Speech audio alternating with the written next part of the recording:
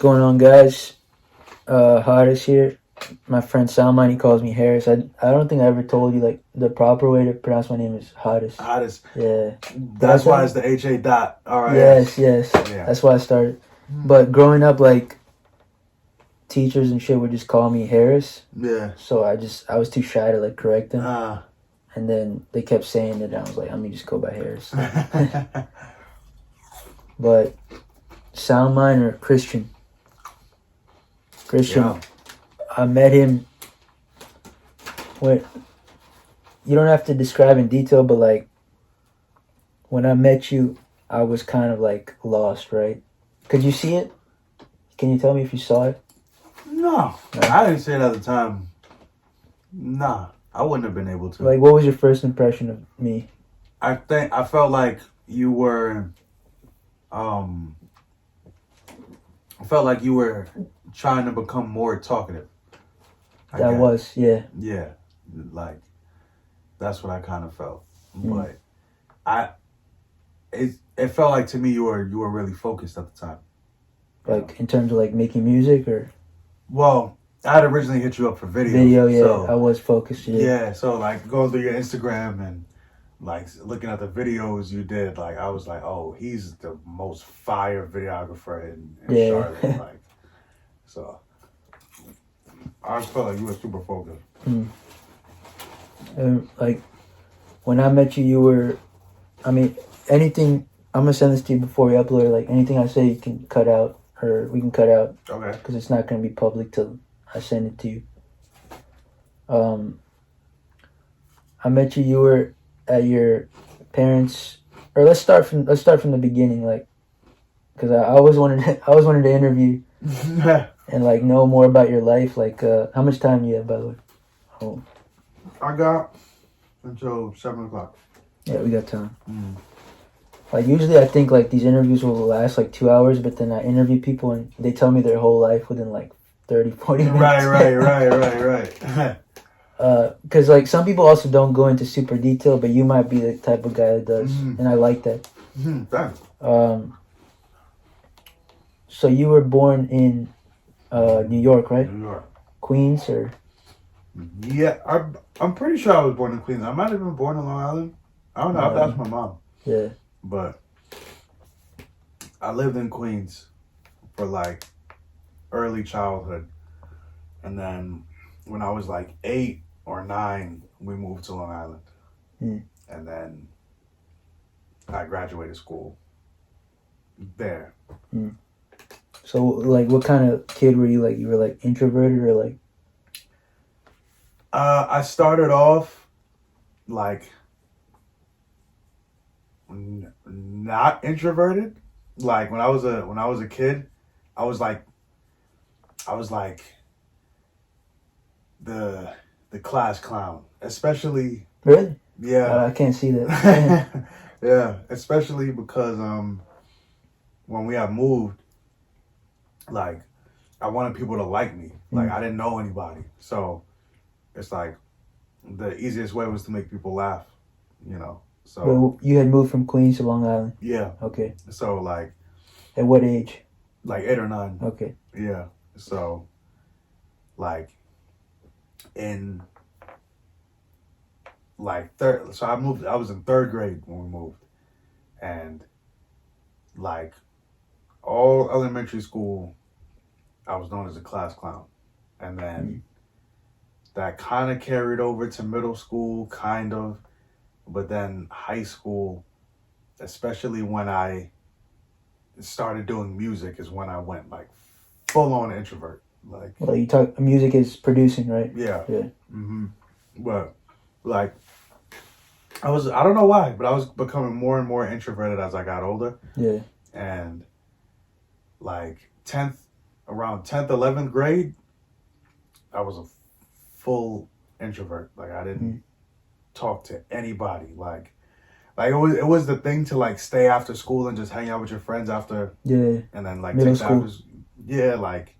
And take the after school bus, or even like the sports bus, just because like you have the after school bus, and then you would have the sports bus, like for the football players or basketball players or whatever.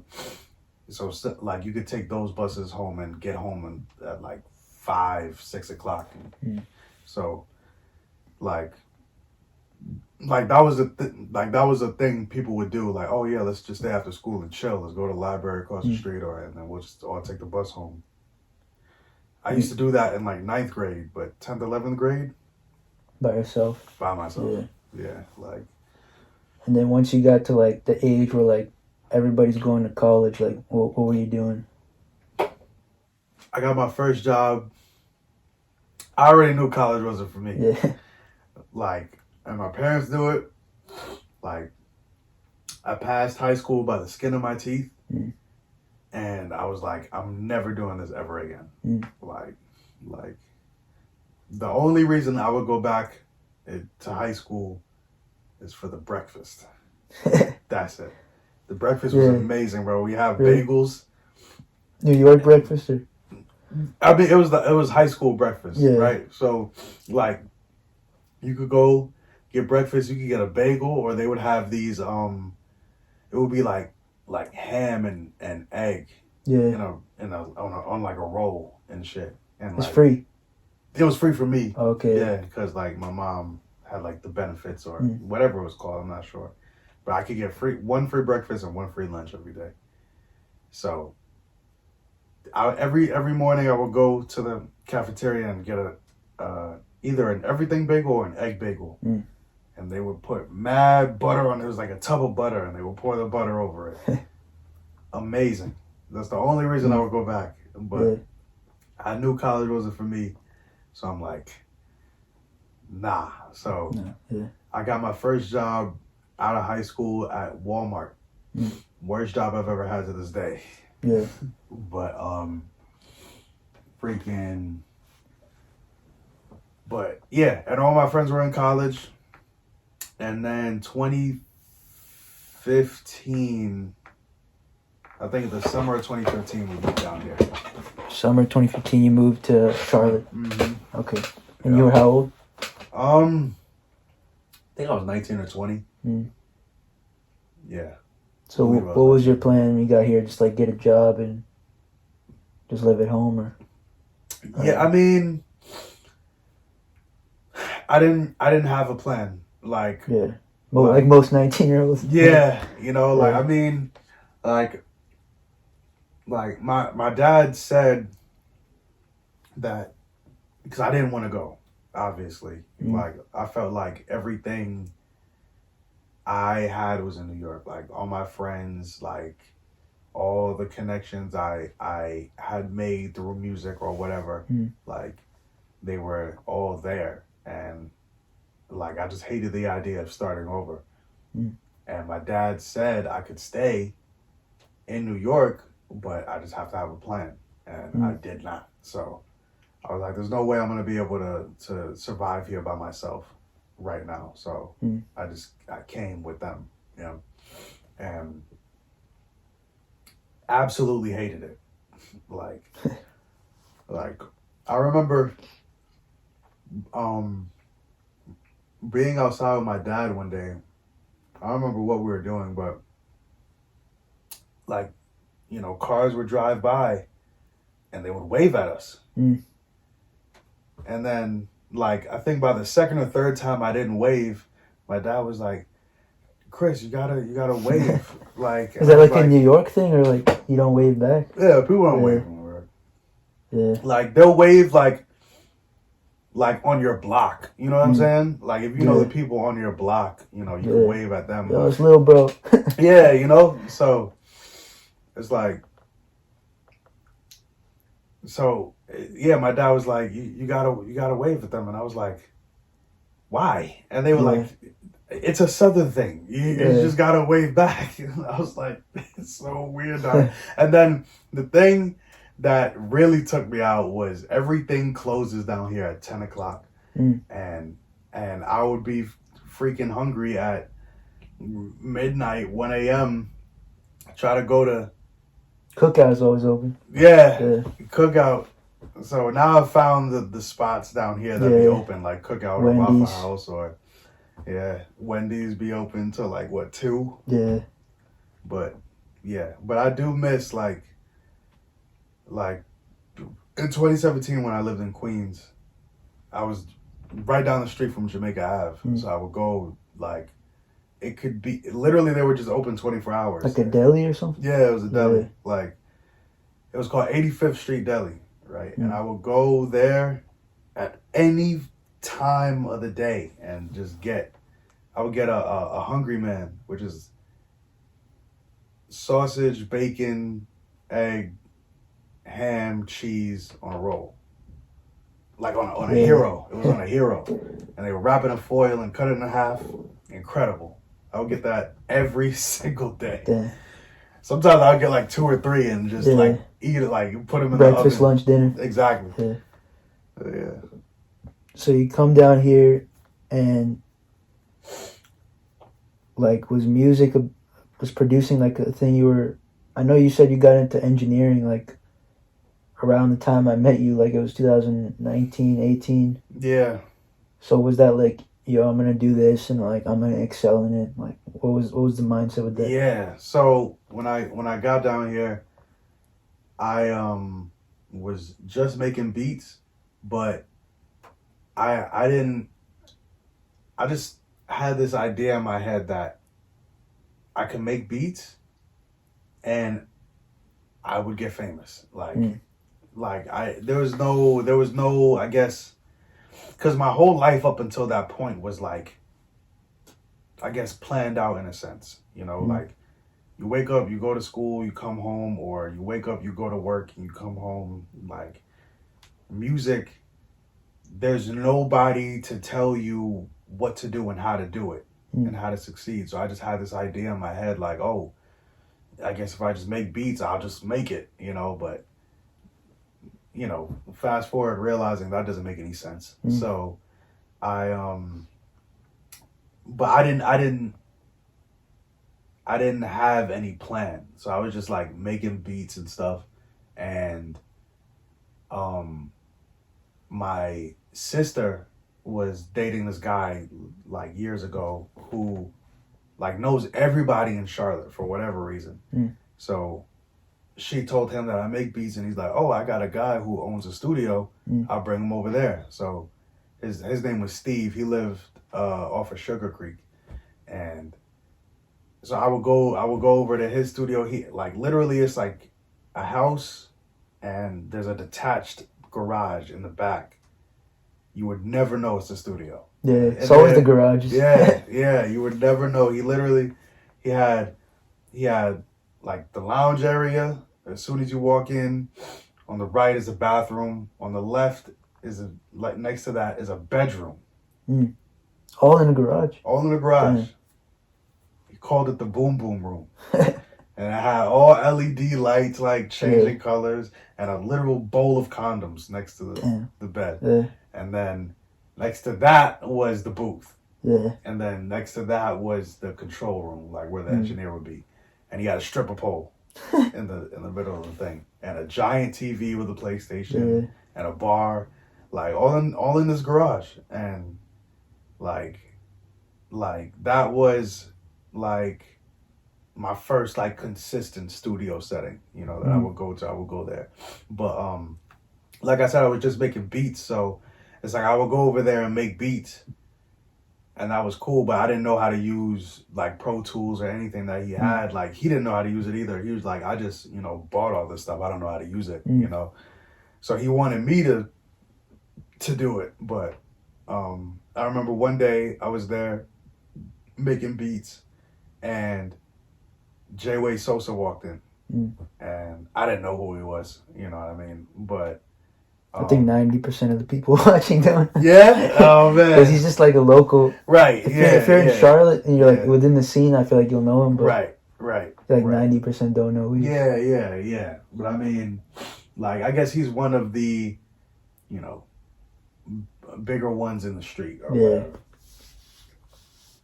So I'm there making this beat and he walks in and then he, like, after he daps up everybody he knows, he like comes over to me. He's like, oh, what you do? You like, first thing he says, he's like, you an engineer or whatever? And I was like, nah, I make beats or whatever. Yeah. And he was like, oh, he's like, all right, play me something or whatever. And I was like, all right, what you want to hear? Like, you know, and he was like, play what you making right now. And I played it, and it was only like a 8-bar loop at the time. And he was like, oh, finish that right now. And he's literally started, like, him and this other guy that he came with started writing to it, like, right there. And I finished it, and he went in the booth. He knows how to use Pro Tools a little bit, so he took it was a wireless keyboard and mouse, and he took that in the booth with him and turned the screen so he could see it from inside the booth, and he was recording himself or whatever. And but yeah, that was and then they finished the song, and then they went on to make a whole music video for it. And I think, if I'm not mistaken, that's his most viewed video. Is it? On his YouTube. That would be wild. I haven't even looked at it. He has a song with Lil Baby too, but your song is has more views than that. That's crazy. Yeah. That's so crazy. I got to go back and look at it. But yeah, freaking. But this is one of my pitfalls, and this is what I think, unfortunately, severed the connection between me and him was, like, I ended up getting a job at a call center for Sprint, and he had hit me up. J-Way hit me up like, yo, we're gonna do this music video. I want you to be in it. And he was like, I was like, all right, where, you know, when and where or whatever. And he was saying like, we're gonna pull up here at like Tuesday night at midnight, you know, like, and I was just like, I work in the morning, you know what I mean? Like, I wasn't thinking like, you know, sacrifice. Yeah, like I didn't know what sacrifice was at the time. So I just didn't go. Like and my mom, mostly my mom, but my dad too, they both like got on me for that. They were like, you should have went. You know what I mean? Like, you know, like if you lose a couple hours of sleep, so what? You know what I mean? But that's crazy that you say that, because I remember a time you told me when you came back from New York, or no, was it when you were leaving for New York, when you moved here and you decided to go back to pursue producing in New York, your parents were like, don't do it. Like, yeah. So that's wild that they're actually encouraging you to like, yo, sacrifice this for like your dream. Right. I think so. Right. So get into that. Like when I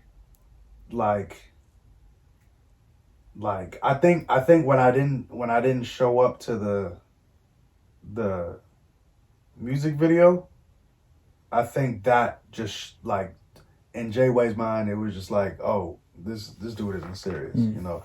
So like he would like stop answering my text messages and stuff like that or whatever. And then I was working so much that, you know, I would stop going to the studio because I would just be tired, you know what I mean? And like the weekend would come and I would just like want to do nothing and just like prepare for the next Monday, you know what I mean? So, but then that's when I like realized that I'm not growing, you know what I mean? And I sat there and I asked myself, why am I not growing? And I came to the conclusion that I'm too comfortable, you know, like I would go, when I was working at the call center, I started working at Amazon too. And I was working at Amazon overnight. And I remember I would come home like, I think it would be like 4 or 5 a.m. or something like that. And I would play my game for a couple hours and then go to sleep and then get up and do it again or whatever. Like, but it's like I would go to work, come home, play the game, chill, whatever. It's like there's nothing. There was nothing around me forcing me to grow. You know what I mean? I was just like comfortable. Like I'm in my parents' house. Like there's nothing for me to change really. You know. So that's when I realized, okay, I'm too comfortable. Like this environment I'm in isn't forcing me to grow, and I don't have the self-discipline to do that. You know what I mean? So that's when I made that conscious decision to put myself in a situation that would force me to grow. You know what I mean? And then I told my parents that I'm thinking about moving back to New York, and they were not happy about it. Like my dad was more like my dad is always more conversational while my mom is more confrontational. Same, you know what I mean?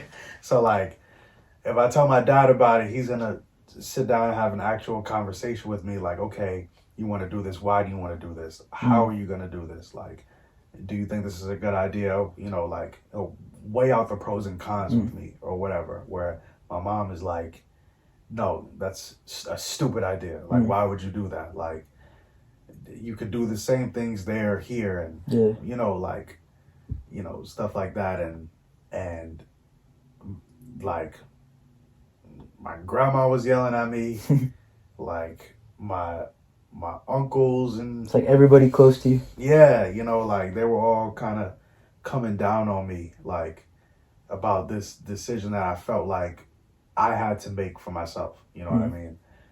So I ended up doing it anyway, and it was the worst year of my life. But like I learned so much. The worst and the best. Yeah. In a sense, like that was the first time being out on my own, and at the same time being so far from my parents. You know what I mean? Like, or just my family in general. Like I was literally like by myself. You know, like the only kind of connection I had was this an old friend of the family who lived down the street from me. You know what I mean? Like on the block that I lived in. You were in Queens? Yeah, I was in Woodhaven. Okay. I was in Woodhaven, Queens, and our old friend of the family, his name was Ridley, like Ridley and Toya. We've known them forever. And whenever I would have a problem, I would go to them. You know, like my car, like if I had car problems, I would bring it to Ridley and he would fix it, and stuff like that. You know, but April, stop. But really, what the two biggest things that happened was I got this job with my friend's family's company. Like they were delivering flowers all across New York, like everywhere. Brooklyn, Bronx, Queens, a little bit of Manhattan, but like everywhere, you know. And that and the situation that I was in with my ex, like those two situations like taught me so much and like forced me to grow really fast. So like working at the flower company, like, you know, when my boy told me that, you know, they were delivering flowers, it kind of sounds like an easy job. You know what I mean? Like, oh yeah, you're just making deliveries or whatever. One of the hardest jobs I've ever had. Like it's insane. Like, so we were delivering flowers to other businesses that sell flowers. So we were like wholesale, you know, flower sellers or whatever. And like 12-hour days was like normal. You know what I mean? Like, you know. That's long too for a labor job. Yeah. Damn. Yeah. You know, like, so you're lucky if you get home by like 4 or 5 o'clock. Like that's an early day. Damn. You know what I mean? You got to get to the office by 7, 8 or whatever. So like how many hours of sleep running on? Like most nights it'd be like 6, sometimes 5. But there was this what was it? I think it was Mother's Day. Like the week or two before Mother's Day, all of the flower companies like get ready to sell all these flowers for Mother's Day or whatever. It's a huge flower holiday or whatever. So I'm gonna have my mom hear this because she worked as a florist. Yeah. In New York, yeah. So she'd be interested. Yeah. So like Oh my God. Yeah. So we would on a normal schedule, we would go to the airport, JFK. We pick up flowers like every Sunday, right? Or was it Saturday? Whatever.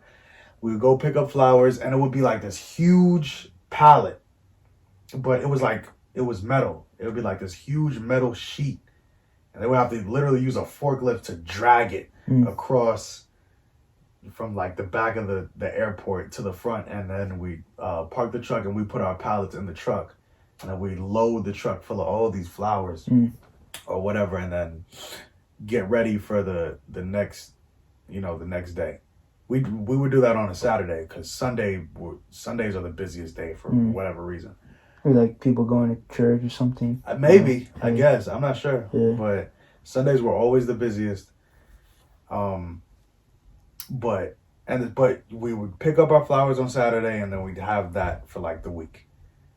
But the 2 weeks before Mother's Day, like both of those weeks, we were at the airport literally every day.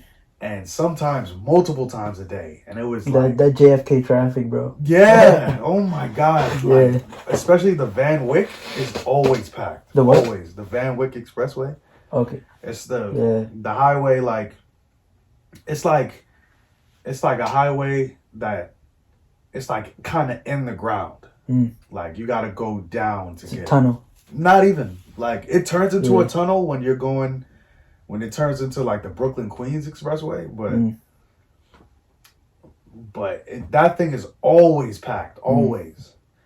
But yeah, we're at the airport every day, and we didn't have enough room in our warehouse. And like it was, they literally had their office like I guess they just bought somebody's space. Like they must have went to the homeowner and was like, "Can we use this driveway?" You know what I mean? And they built the company you work for? Yeah. Okay. Like they built it was Ecuadorians. Like they're all from Ecuador. So they built this whole like shed and like fitted it with like, refrigeration. Like a refrigeration unit to keep the flowers cool. And that's how you preserve them or whatever. So, I mean, it was probably as high as this ceiling. Yeah. And a little bit bigger than this room. Maybe. Right? And yeah, it was a little bit bigger than this room. Oh, my sister's upset. And during those 2 weeks, we got so much flowers that we couldn't fit them all in there. Sometimes we couldn't even close the door to the warehouse. So we would literally like go all the way to the Bronx just to use somebody else's warehouse. Like, and we're in Queens. Like, so imagine doing a delivery in Queens. Now you gotta go all the way to the Bronx to get these flowers to come all the way back here for like one delivery. Yeah. You know what I mean? But yeah, it was insane. Like, and then during those 2 weeks, like 24-hour days was normal. Like, you get to work at 7, you probably get off at like 5, 6 a.m. Then you go home and sleep for a little bit. They might let you sleep for a little bit, get to the office again by like maybe 10 a.m. or whatever. Yeah. But then as Mother's Day was getting closer, it just got crazier and crazier to the point where I didn't even go home that week. Like I literally slept at the office on the couch. Wow. Like for a couple hours, and then they'll wake you up like, "Hey, we gotta go." Yeah. Like, and we would go, and me and my boss, we would like take turns like making deliveries. Like I'll be driving the truck, and he'd be sleeping, and then I'll do like the next like 5 or 10 stops, and then I'll sleep, and then he'll drive or whatever. Yeah. And then I mean, that's cool that he let you like do that. Right. Yeah. Like that's like he's my favorite boss I've ever had. Like he genuinely treated me like I was his own son. You know what I mean? Like, and that's what made me want to work harder for him. You know what I mean? Like, but the longest shift I ever worked, it was 32 hours straight. And that was insane. And and it was a family company, so it's like my boy, his father, his uncle, his grandma. We had I think one of his cousins come from Ecuador. Yeah. And he started working. That was the week of the Mother's Day. He came to New York and helped. And it's like usually they say like you can't mix, you know, business with pleasure, or you can't involve family with your stuff. But it's like looking at them, it's because they were family that made them go so hard for each other. You know what I mean? Like because they would go the extra mile for each other is what made it work. You know what I mean? Like, so like me watching that firsthand and like being a part of that made me realize, oh, this is the type of work ethic I need to have for my business. You know what I mean? What are you gonna say? What were we talking about? Listen to her. Huh? Yeah, she's just barking. Anyway, I said that seeing their work ethic made me realize this is the type of work ethic and sacrifice that I need to have for myself. You know what I mean? Like, so it was that and everything I went through with my ex. Like, I went into like this, I don't want to say spiraling depression, but basically depression. All of this stuff happened, and my sister and my sister and my dad ended up like coming to New York and like on a drop of a dime to like. That's real love, though. Yeah. You know, because you know they saw I was like becoming a person that I've never been. You know, so they like came to get me, and I remember, I remember just being in my room when I got back. Like, I was just like, what am I gonna do now? Yeah, like, and I was literally like just questioning the whole point of existence. Like, what are we doing here? You know what I mean? Like, why did I go through all of this stuff? You know what I mean? And I remember having a conversation with my mom. Am I allowed to curse on here? Yeah, you can. Okay. Yeah. So I remember having this conversation with my mom, and I asked her,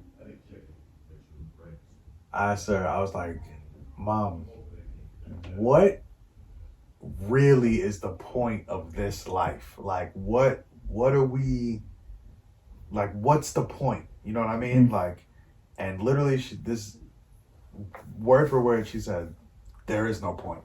Like, this shit is so fucking stupid. Like, it's stupid. You know, like, there is no point to this. You know what I mean?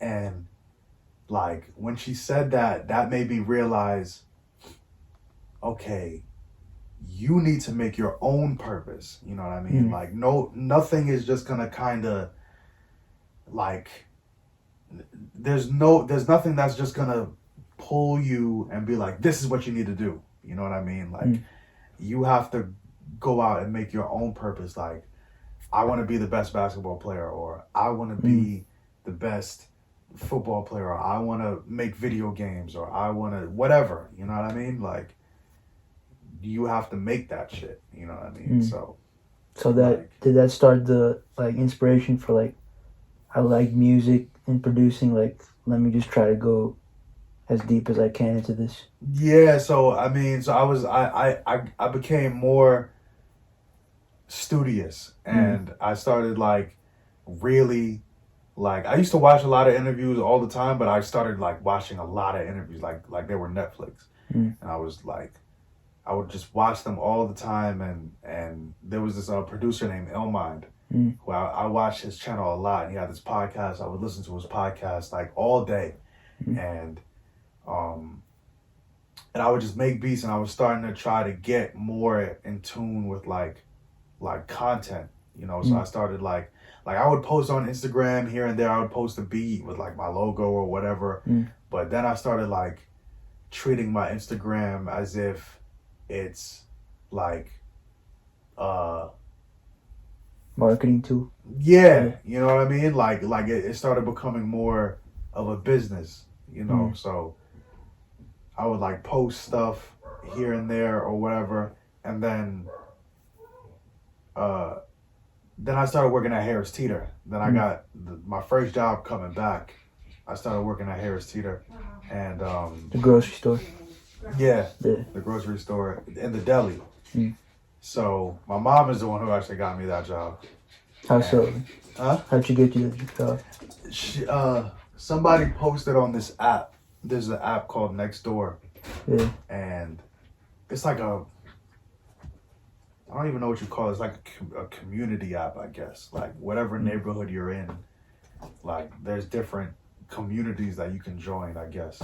And she saw that somebody posted an ad like urgent, like need workers or whatever. So she got me into there in Davidson, Harris Teeter, and that's where I met D Snow. And so he worked in the deli, and from there I met D Snow, and he said that he does music. And I was like, so we would just get into all these conversations about music during the day, you know what I mean? Yeah. Then I met 100 Miles and Nicky Smooth, and they didn't do music at the time, but they were interested, you know, and we would go back to D Snow's apartment. Like, literally, it's like, if Harris Teeter's here, D Snow's apartment is right here. Like, we could just walk. Yeah. Like, so after work, we would just walk to his apartment, and or I would just take everybody in my car, and we would just go down real quick or whatever, and you had a car? You had a car back then? I did. Yeah. I had a black Pontiac. Okay. Yeah. My dad got me it for like $2,000 or something like that. I don't know where he found it, but yeah. And we'd just be in his apartment, like I would be making beats and they would be freestyling and stuff like that. And then I met this other guy named Young K-Nex, and like they made me realize how, I guess, skillful I was, you know, they wouldn't want to hang out if I wasn't there. You know what I mean? Like, they'd be like, yo, let's chill. Is SoundMind coming? Like, is SoundMind coming or whatever? Like, and I would come and like, or play beats that I already made, or just make a new beat on the spot or whatever, and we just all be freestyling, but we didn't have anywhere to record, you know, and like, we weren't getting studio time with our Harris Teeter money, you know what I mean? So I was just like making beats, you know what I mean? And then my homegirl Sherelle came down here for vacation from New York. Like, she just literally just came down just to come see me, like, cause me and her, like, we're really close, you know, and she's a like musical genius.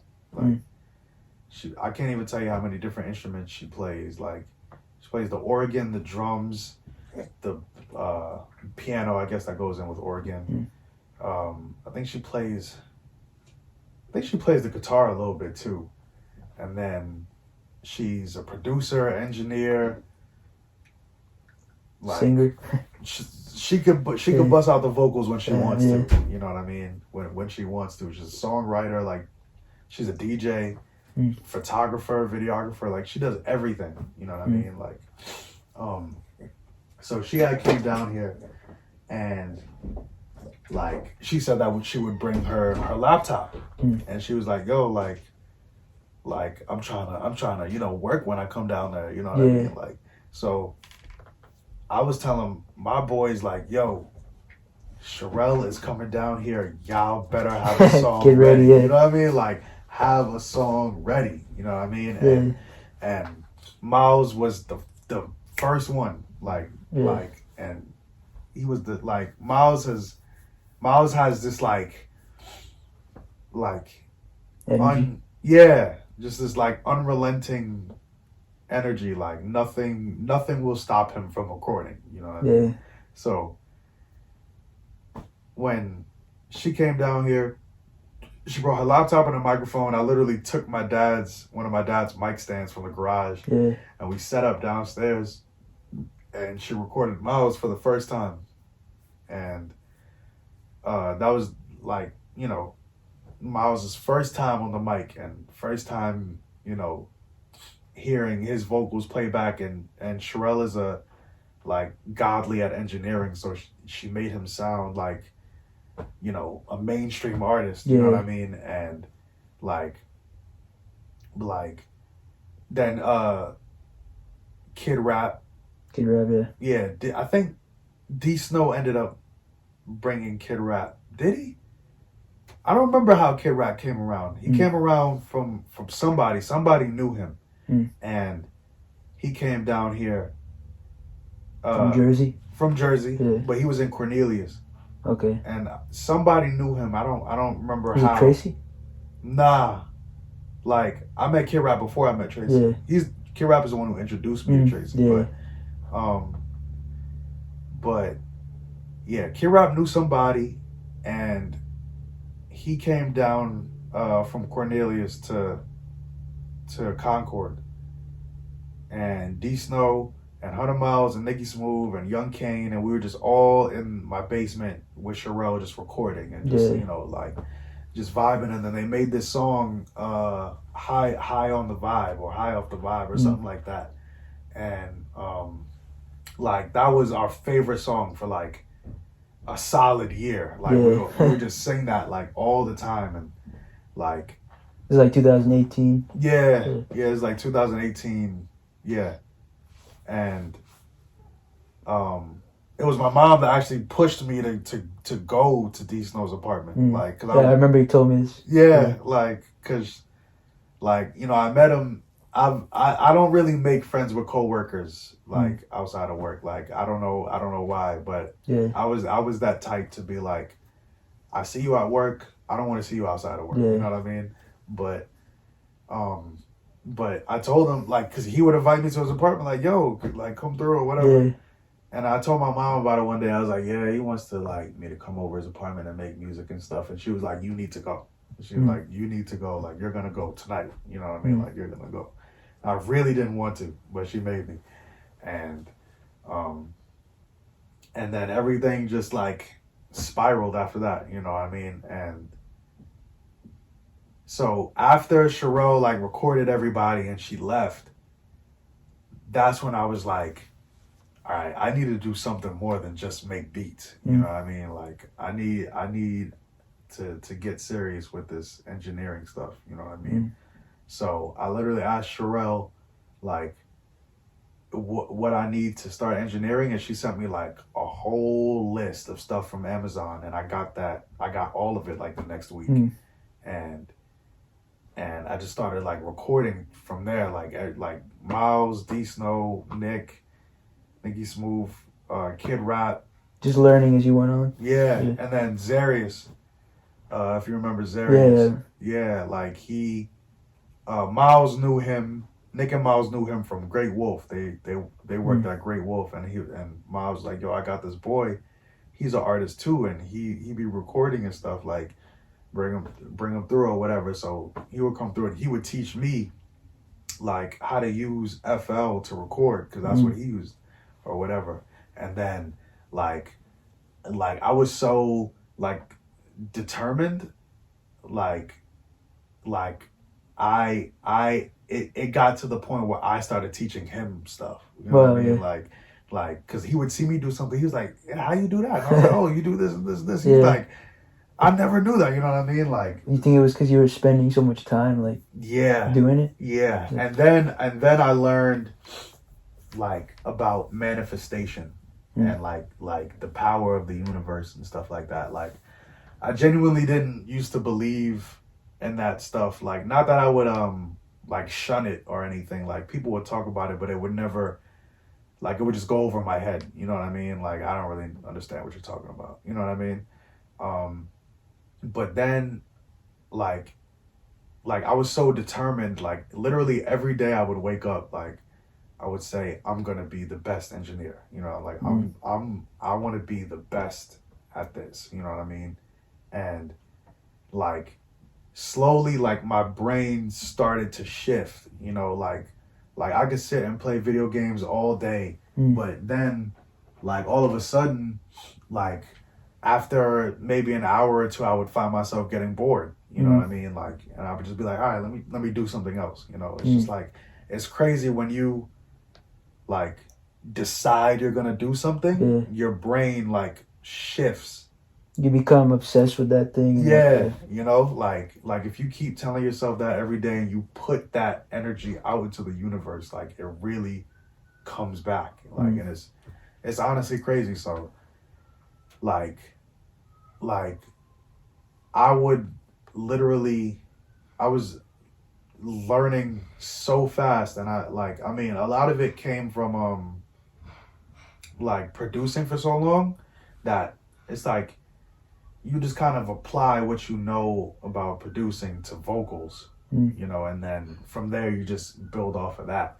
And like I learned so quickly, it was to the point that people were literally coming to me and were like, yo, I recorded at Audio Box, which is like the #1 studio down here. Like, I recorded this at Audio Box and I recorded it here and it sounds way better.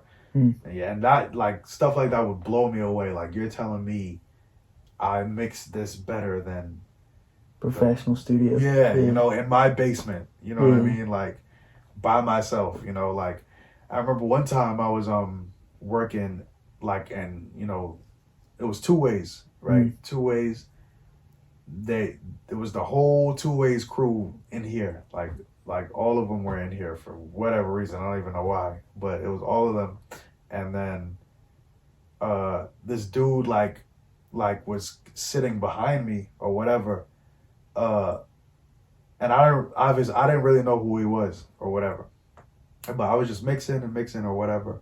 And he tapped me and was like, yo, like I went to school, you know, and I'm certified I'm a certified engineer in Pro Tools. Like, and I went to school for this. I think he said he went to school for like a year or two or something like that. And he was like, but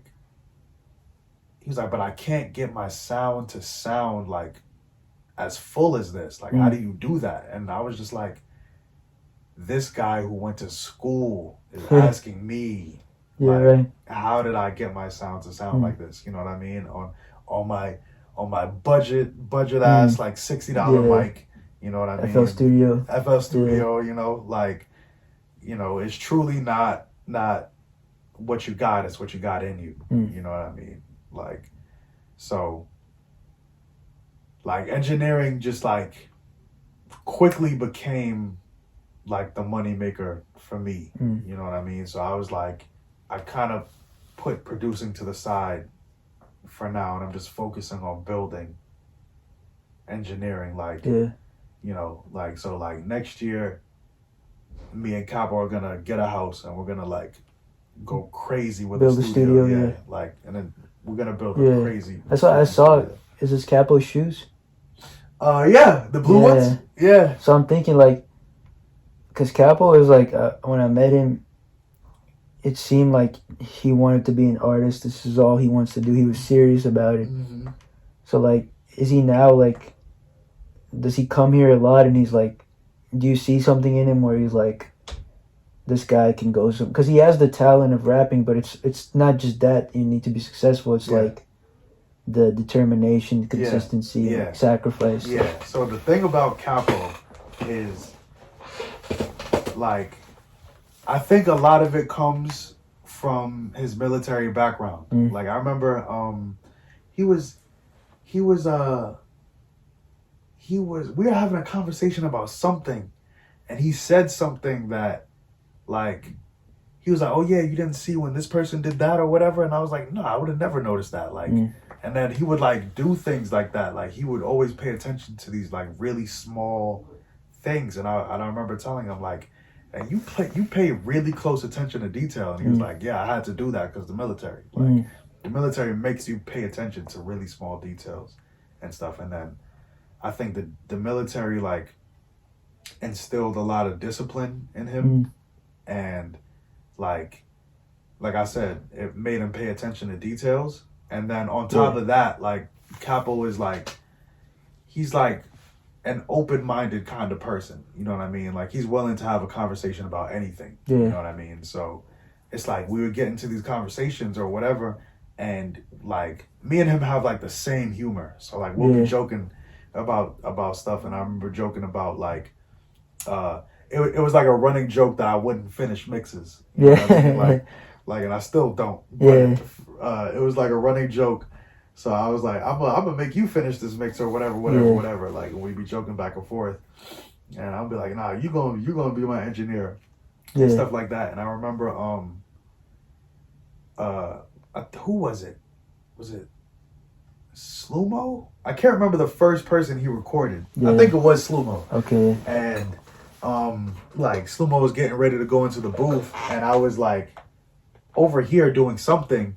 I was like, all right, I'm about to. He's like, Slumo was like, I'm ready or whatever. I was like, all right, I'm about to come over there, and then like Capo cut me off, and he jumped in the chair, and he's like, all right, boss, we're gonna take off in 5, 4, 3, 2, 1 or whatever, like and then. I was just kind of like standing there. We were just joking and laughing around like about it and stuff. And then he started like asking me. He's like, "All right, what do I press?" And I was like, "To record." And he was like, "Yeah." And I was like, "All right, you press R." Or whatever. Then he started doing it, and then he just kept doing it. Like he was eager to learn. Yeah, like he was like running the whole session. I was like, "Oh, he's serious. Like he actually wants to learn how to do it." Like, you know what I mean? And that takes a lot of like dedication because. To be honest, I wanted to do it, but I was just like lazy. Where I was like, "Bro, let me just let SoundMind," because it's gonna take a long time for me to. Because with anything, like, I mean, you have to start somewhere, but like, I didn't have the discipline to like, yo, I gotta learn this and like. So like that's respectable. Like you want to learn it. It takes a while. I'm not gonna lie. Like to learn all the intricacies of sound, like what all the buttons do, like to train your ears, like it all takes a while. So, but he was literally like eager to learn, you know what I mean? And I had this I knew I wanted to open a studio like before that. And I was like, but I didn't necessarily want to go into it by myself, you know what I mean? So like I would like think about partners like around me, I would think about this person or that person, like who could I open a studio with, you know what I mean? And like I had one person in mind or whatever, and I had approached them about it, but it didn't really end up going anywhere, with that conversation and stuff like that. And then like Capo, like I would see over time he'd get more and more serious, you know what I mean? And I was like, and he would kind of joke about it, like, yeah, open a studio with me, you know what I mean? And I just felt like I was like, he wants to be an artist. He's not really serious, you know what I mean? Like until we really got into an in-depth conversation about it, and he was like, yo, like I'll invest in that shit, you know what I mean? Like I'll put money up on that, you know what I mean? And I was like, are you serious? You know what I mean? Like, so from there, it's just like, now we built this whole plan, and, we would go to other studios and stuff. And like, I remember being in one studio, and because I would talk about how I want it built, you know what I mean? And we were in one studio, it was just like me and him talking, and he was like, we were just like looking around, and then he just like looked down the hallway, and he was like, yo, this is dope, like we could do something like this, you know what I mean? Like, and from there he would just like, I would have him run sessions and stuff. Like he knows how to record himself fully now. Like he record himself, and now he's like learning how to mix and stuff like that. So it's like now we have a whole plan in place, you know what I mean? So now like fast forward, like you start engineering, you're making money off it, you're connecting with local artists, you're about to eventually build a studio. Like what got you into, because I never asked you this either, what got you into like the HVAC stuff? Yeah, so my mom, she found this the school for free. Like it's you could go. They don't like at the school. They don't like calling it a trade school. They said we're a vocational training center. So she found this place, and they were like, the school is for free if you're on food stamps. Like that's how they get their funding. Like food stamps can go a long way. Like there's a lot of things you can get, not only just food if you have food stamps. You know what I mean? So you can get stuff like gas, there might be like gas cards that you could get. You know what I mean? Like it's kind of like welfare, I guess. Okay. And it's kind of like there's just like different organizations and stuff like that that like will take funding from the food stamps so you could get other stuff. You know what I mean? So so she found this school or whatever, and I was like, Mom, I'm not going back to school. You know what I mean? Like that's the last thing on my mind. You know what I mean? So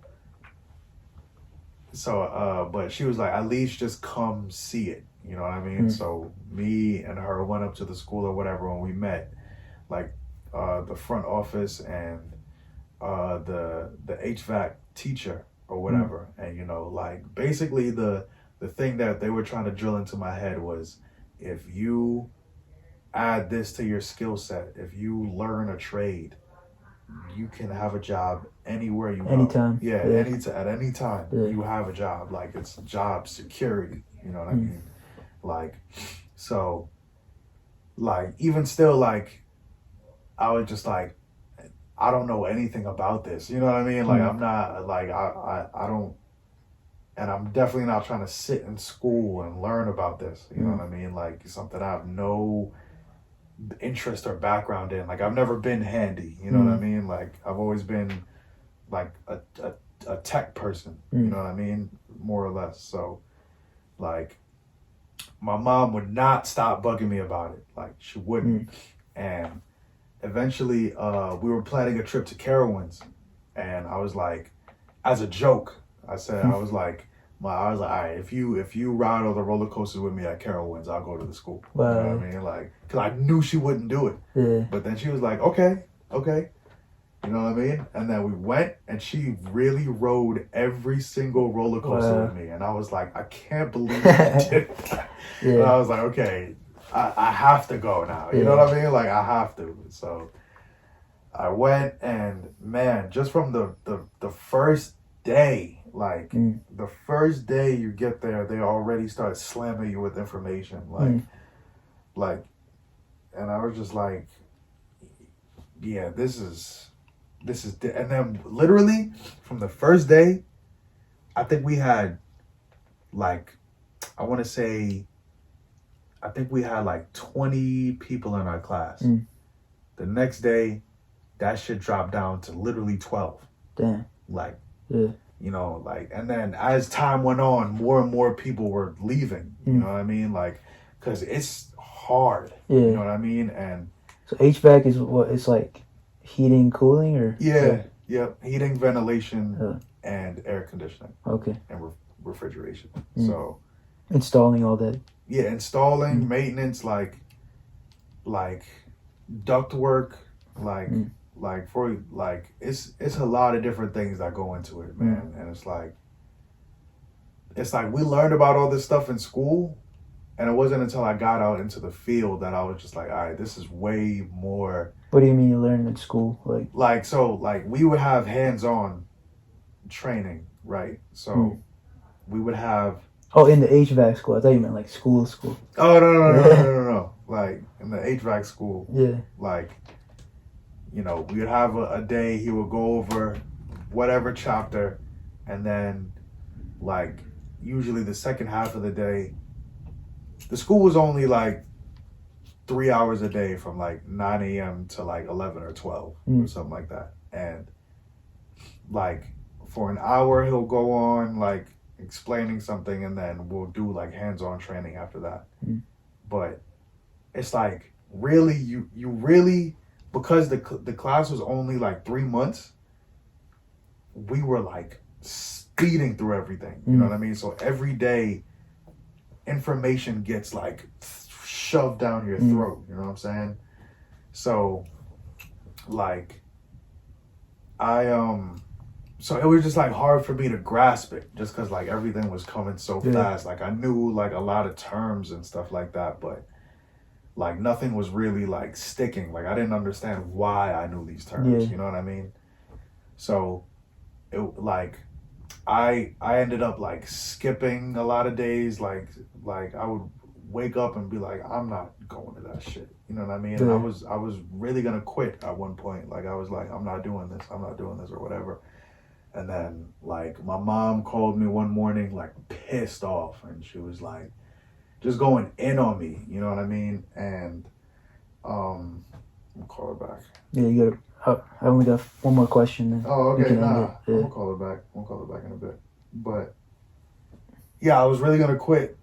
And then my mom got on me, and like my sister got on me a little bit, but she wasn't as bad as my mom. Yeah. And like I was like, all right, if I because we would get tested like maybe after we finished a like subject or whatever, we'd get tested on it. So I was like, all right, if I pass this test, then I'll keep going. You know what I mean? That's what I told them. I was like, if I pass this test, I'll keep going. But if I fail, I'm done. You know what I mean? And I ended up getting like a freaking 94 on that test or something ridiculous. You know what I mean? Like, so after that, I was like, all right, I'm gonna just stick with it. You know what I mean? And as I started to learn more, it started becoming like more interesting. You know what I mean? Like I was like, okay, you know, like we would talk about something, I would be like I would start to ask questions about, you know, what we were learning and stuff like that. And then I've freaking finished there's like a whole bunch of tests we had to take like to get all the certifications and stuff like that. And I got them, and then I finished all the tests, and then now I started this job at this company called Putnam Mechanical, and like doing all this stuff, like it's just like, wow, this is a lot. You know what I mean? Like it's hard work, like every day, like you're in these super hot, freaking dusty attics, sneezing all over the place. You get insulation all over you, or you're in these crawl spaces. Or the other day we had to work in the rain, you know, because we were outside working, you know, like the big fan out there. It's called the condenser, right? So the condenser, like most of the jobs I've been on have been changing those out. So we'll take the old one out and put a new one in. And it's like, you gotta know all of these things, you know what I mean? Like you gotta pull out the power, the disconnect, and then you gotta take out the copper pipes, make sure they're not leaking oil, make sure refrigerant doesn't leak out. You gotta take that out, put the new one in. You gotta put the pad down. It has to be level. If it's not level, like it's messed up. So a lot of technical stuff. Yeah, like it's like we do everything. You know what I mean? It's like because the pad has to be level, we gotta bring a shovel. We might have to like, you know, shovel out the ground and like pad it down and make it level. So now we're landscapers, and we got to put the pad down, and then now we got to go get the unit, and the units are heavy. So now we're a moving company, right? And then we put it down, and now we got to set the wires up. Now we're electricians, right? And then now we got to get these copper pipes so we can torch them together. We got to use a torch and weld them together. So now we're welders. Like, you know, it's just like, so doing that now, sorry, I didn't interrupt you. Doing that now, like, you don't have to go too into detail, but like, what's your main goal with that? Like, do you want to use that money to like, that you get from the job to like, for the studio, or like, what's the goal right now? So that's the main goal. And then like to use that to dump into music and dump that into the studio. And then I do like being in this business now makes me realize how scarce it is. You know what I mean? Like like just finishing school and applying to these places, like a lot of them like want you to have experience already. But like I finished school like at the end or at the beginning of January, either the end or beginning of January, something like that. And like within like 2 or 3 weeks of me finishing, I had a job. Like, and then like all of these places are so like urgently looking for service people, you know what I mean? So it's just like realizing how in need service people are, you know what I mean? Like I worked at this because before I got a dedicated HVAC job, I was doing apartment like maintenance. So I was working for this company that would send us out to different like apartments, complexes and stuff like that. And like one of them straight up. Yes. Your mom said you were supposed to go over there to do something with Daddy. Yeah, I'm gonna come over there. All right. Well, and Dad didn't text me back. Oh, okay. She said he'll be home around 7, so yeah. Respond to her text. Okay. I was on the phone with her. She was like, "Yeah, come for 5 minutes," you ain't but yeah, I was doing apartment maintenance, right? And like, so they would like bounce me around from different apartments, and one of these apartment complexes straight up didn't have a supervisor. Like most apartment complexes have an apartment like supervisor or whatever. So like this one straight up didn't even have one. So, and one of them that I worked at, there was only one maintenance supervisor, and that was it. Like there was no like helpers or technicians or anything. It was just him, and he got COVID. Oh man. So they were. It's just like, you. Yeah. So like that's why they sent me. You know what I mean? Like 'cause they needed somebody. And before I went there, I was like, listen. Like I got out of school, but I don't really know, you know, like I don't really know anything like that. And they were just like, listen, we just need someone, you know what I mean? Like, yeah, just someone, you know what I mean? Like, so like bouncing around from all these places, just realizing, okay, it's scarce out here, you know what I mean? Like people really need people. So like, from this job, like, yeah, the main goal is to dump it all into music, mostly. Fault. Hope that was recording, if not. Oh, yeah? Fuck. It was just the last, like, 2 minutes. Oh, okay. Hopefully, I'm saying, mostly I'm going to dump it all into music, but I do now want to start a business from this, you know what I mean? Like your own business. Yeah. Okay. Like you see the demand. Yeah. Like it's there's like a really high demand, and it's like. And I think it's important to have like multiple streams of revenue. So like. Right. That would be smart. Right. You know, like so, and you know what's crazy? Yeah. Nicky Smooth is an electrician. Right? Yeah, it's crazy. Yeah. Like he works for like a third party company, I think, that works closely with Amazon. Okay. So he's like goes to all these Amazon facilities and like you know does like electric work or whatever. Yeah. And I was on the one random night, like this was like kind of right after I finished school. One random night, I came home. I don't remember where the hell I was, but I came home, and then D Snow randomly called me. Right, like I haven't spoken to him in a minute, and I haven't seen him since way before that. Like Nicky Smooth's birthday party, like maybe a year and a half ago or something like that. Right. So he calls me, and we're literally just talking. Right, and I remember the last time I spoke to him at that party.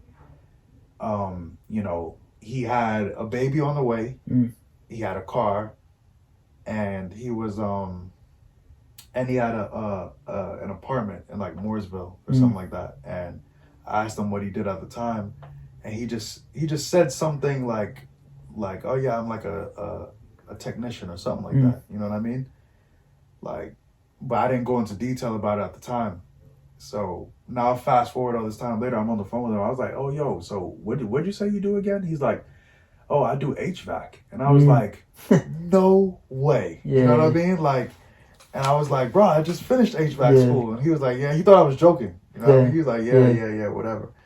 And I'm like, no, bro, I'm dead serious. Like, and he's like, oh yeah, so you know about the liquid line and the suction line or whatever. And I was like, yeah, with the thermostatic expansion valve, and you bring the unit down to atmospheric pressure, and you pull out the vacuum and make sure it's below 500 microns. And he was like, I could never see D Snow doing that. That's he was like, bro, are you serious? And I'm like, he was ecstatic. He was like, bro, he's like, I live, eat, sleep, and breathe HVAC. And I was like, bro. He's probably serious because he's got a kid now. So right. So like we get into this whole conversation about HVAC, you know what I mean? And like the way he got into it is it just kind of fell into his lap. Like people were they were looking for people, and he would just like clean up the warehouse and stuff like that until they were understaffed. At one point, like the demand was too much, so they asked him like, hey, can you go help this guy install this unit? And since then, they've just been teaching him.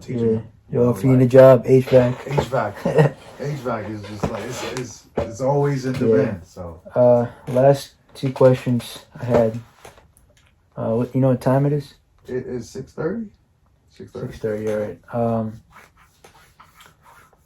Two things I admired most about you.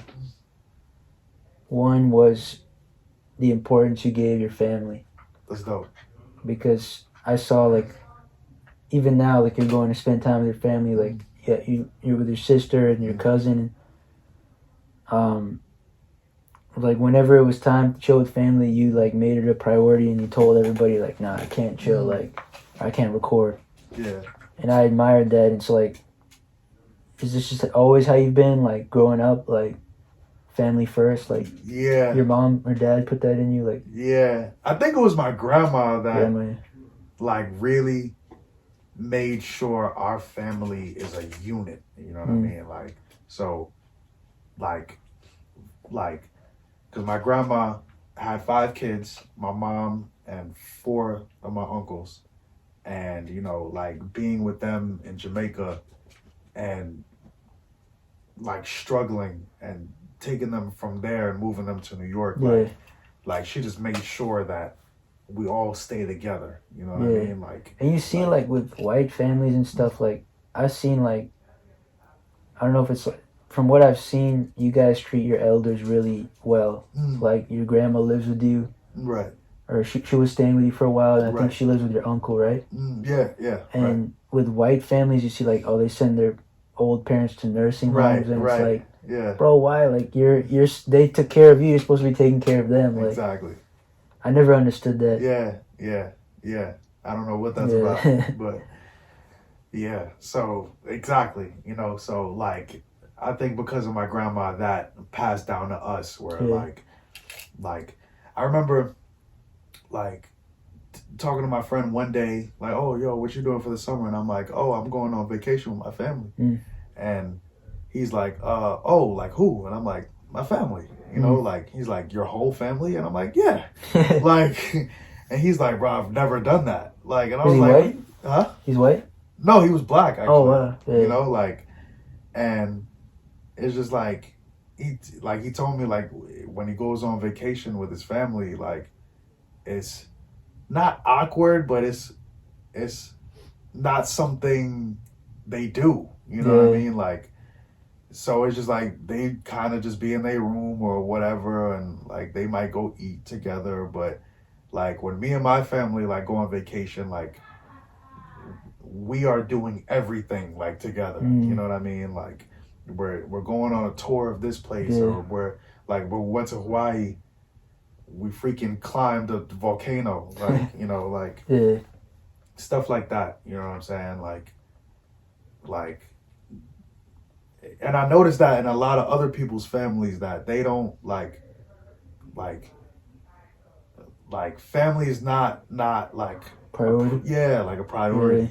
You know what I mean? Like they'll maybe see him like once a month, maybe even like, you know, like you know, and it's like I don't know. I like looking at other like ethnicities, families, like I said, of like the Ecuadorians, like seeing how close of a unit they were. Like I see that more in other ethnicities, like Spanish families or like Indian or like Pakistan like they are like really close. You know what I mean? Like it's crazy. Yeah, it's beautiful. But like last thing, it's getting really long. My fault. It's all good.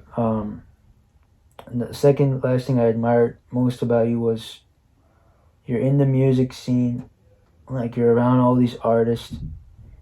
You don't smoke and you don't drink. Like that surprised me the most. Like I was like, man, like, and you have the thing is you have fun sober. Yeah.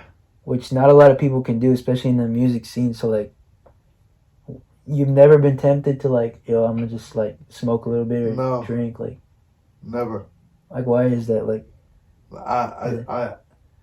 I think it comes from like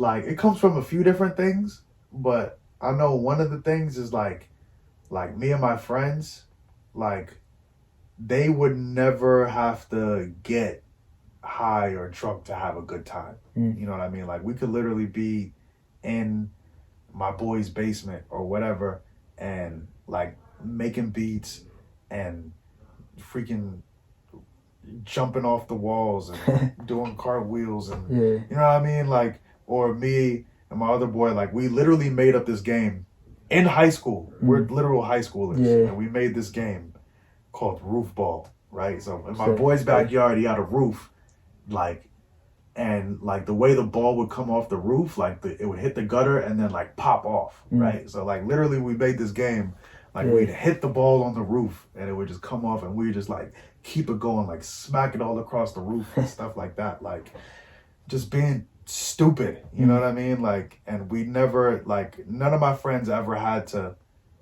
like use a substance to have a good time, so I never felt like I had to. What about like you're going through a hard time, like when you were in New York, like you never thought like you didn't use anything to like cope with it? Like nah, like I think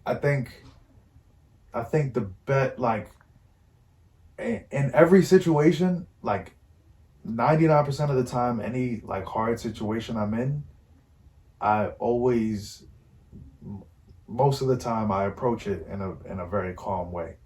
Like I feel like you're not reactive. Yeah, like I feel like when you react to a situation, it's like you're not thinking it all the way through. Like I don't think like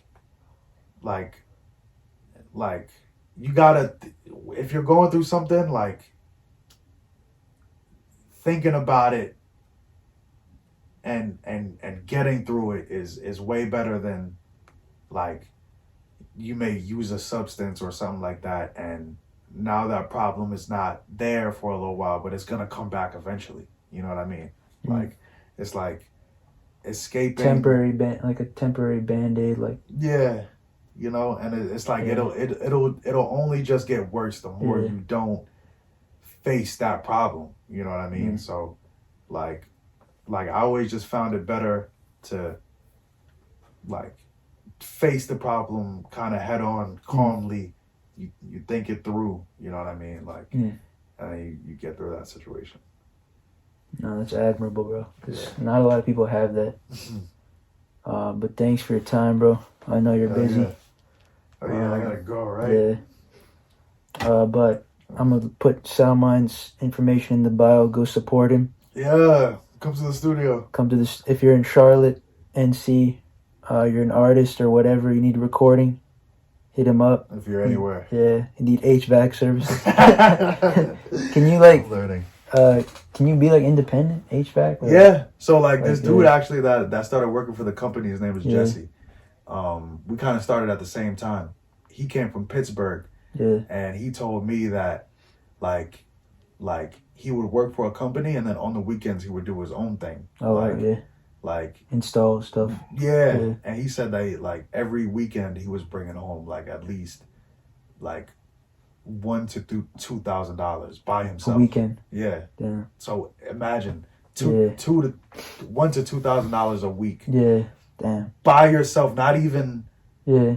4 or from a 6K a paycheck. month. Yeah. You know what I'm saying? Like he Yeah. could have lived off that Yeah. just working on weekends. You know what I Right, mean? yeah. Like so, like he said, like, but it's a lot. You know what I mean? Like you gotta obviously, you know, you find clients or they find you, whatever the case, and you gotta go and get your equipment. You gotta have your own tools.